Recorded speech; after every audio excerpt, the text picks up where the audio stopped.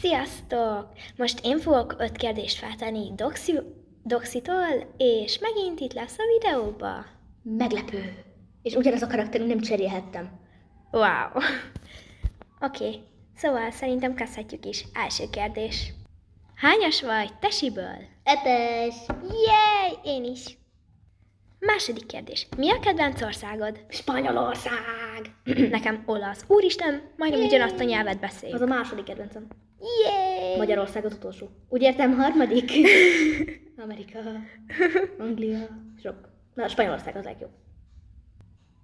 Harmadik kérdés. Fel vagy rám iratkozva? Egyértelmű top 10. Woohoo! Jéj!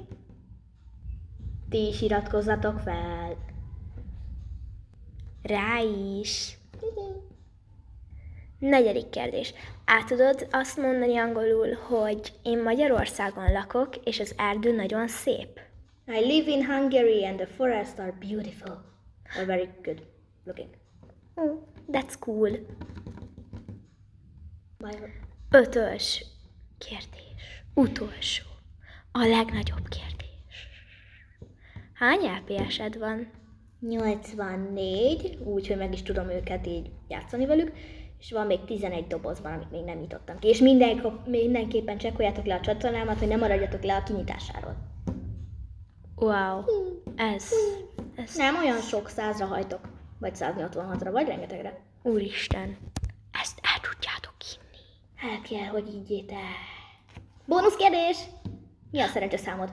13 neked. 86. Akkor mindjárt meg lesz a 86 LPS-ed. Jéj, neked meg a 13 ezer feliratkozó. Vagy a plusz 13 feliratkozó. Iratkozzatok fel! Na, sziasztok, nekem mennem kell.